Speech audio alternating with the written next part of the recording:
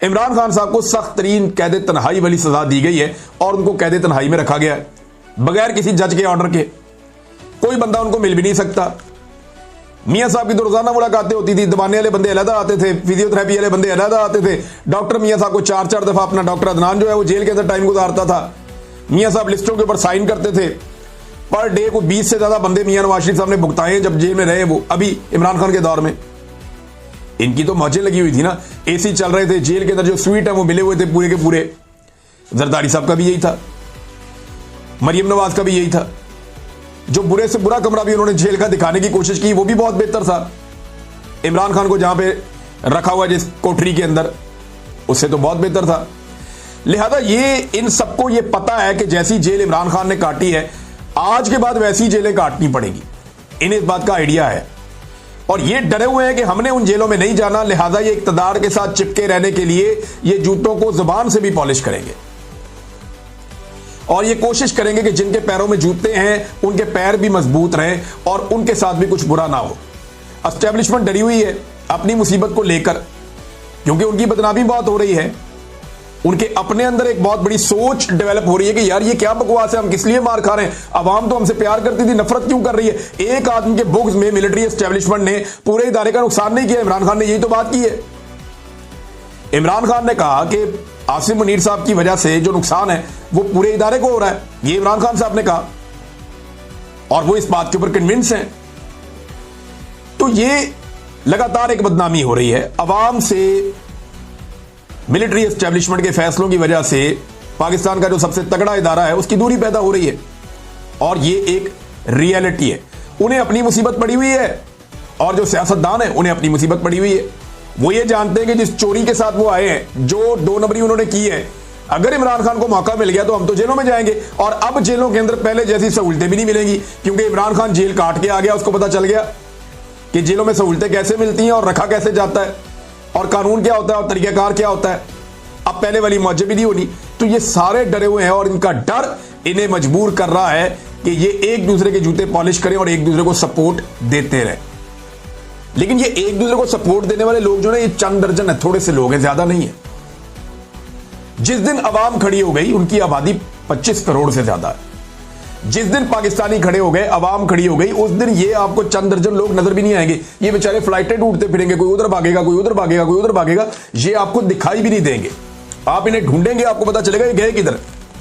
हसीना वाजिद वाला सीन याद है ना आपको, जो बांग्लादेश में हुआ, पाकसे खानदान के साथ श्रीलंका में क्या हुआ। तो ये बड़े बड़े जो माफिया खानदान है इनके साथ पाकिस्तान में ये ना हो जाए, इस वजह से ये डरते हैं और अवाम का ये हक है कि वो पुरअमन तरीके से अपना एहतजाज करें। और देखें पूरी दुनिया के अंदर इनकलाब आते हैं। अब पाकिस्तानी उठ गए और उन्होंने ये फैसला कर लिया कि हमने इनको सीधा करना है तो पाकिस्तानी इनको सीधा कर लेंगे।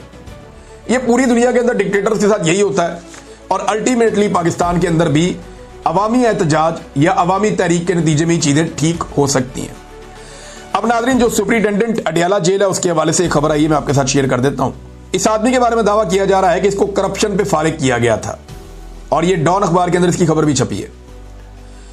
और इसने कोई करप्शन की थी, कुछ दूसरे इसने अजीबोगरीब काम किए थे और इसे जो है वो मिसकंडक्ट और नाअहली पर तहरीक इंसाफ के दौर में, मिसकंडक्ट और नाअहली, उसमें तहरीक इंसाफ के दौर में 90 रोज के लिए इसको मुअत्तल किया गया था। तो अब जेल में जो इमरान खान साहब के लिए मुश्किलात बढ़ रही हैं उसमें यह भी है। देखें हुआ यह है कि मौजूदा जो रिजीम है इन्होंने इमरान खान की हुकूमत खत्म होने के बाद चुन चुन के वो बंदे निकाले जिन्हें इमरान खान साहब के दौरे हुकूमत में सजाएं होने वाली थी। मैं बहुत सारे ऐसे ब्यूरोक्रेट्स को, बहुत सारे ऐसे पुलिस वालों को, दीगर महकमों के अंदर जो लोग हैं उन्हें जानता हूं जिनके साथ बहुत बुरा होने लगा था अगर इमरान खान साहब का दौर बचा रहता, जिनके ऊपर इंक्वायरियां चल रही थी। उन तमाम को 2 ऑप्शन दिए गए, या तो ये इंक्वायरियां चलती रहेंगी, हम आपको सजाएं देंगे, या फिर आप हमारे रिजीम के गुलाम बन जाएं। जो हम आपको कहेंगे आप वही करें, आपको पोस्टिंग भी मिलेगी, आपको ओहदे पर भी रखेंगे, आपकी इंक्वायरी और केस भी खत्म। तो इस तरह बहुत सारे पुलिस वाले, बहुत सारे अफसरान, बहुत सारे ब्यूरोक्रेट्स, उन्हें कंट्रोल कर लिया गया और उन्हें फिर इस्तेमाल किया गया धमका के, ब्लैकमेल करके। और फिर वो ये भी देख रहे थे कि जनाब नौकरी भी चल रही है, पैसा भी कमा रहे हैं, अन्नी पड़ी हुई है, तनख्वाहें भी मिल रही हैं मुफ्त की, अच्छी पोस्टिंग भी हो गई है, मौजा ही मौजा, और कोई पूछने वाला भी नहीं है। तो इन लोगों ने फिर इमरान खान साहब के बुग़्ज़ में और खौफ के अंदर वो सारा कुछ किया जिसकी तवक्को की जा सकती थी। तो अब खबर ये दी जा रही है कि जनाब अडयाला जेल का जो सुपरिटेंडेंट है अब्दुल गफूर अंजुम, वो भी इन्हीं लोगों में से एक है जो शायद इमरान खान से इंतकाम ले रहा है और सिस्टम के कहने के मुताबिक चल रहा है। नाज़रीन, इसहाक डार साहब ने, अच्छा मैं एक चीज़ में आपको और बताऊं कि मिलिट्री एस्टेब्लिशमेंट को कोई फर्क नहीं पड़ता कि कोई करप्शन करता है या नहीं करता, कोई मिसकंडक्ट करता है या नहीं करता। उन्हें कोई फर्क नहीं पड़ता कोई बंदा जो है वो नाअहली करता है या नहीं करता। उन्हें कोई, उनका मफाद जो है वो सेफ रहना चाहिए।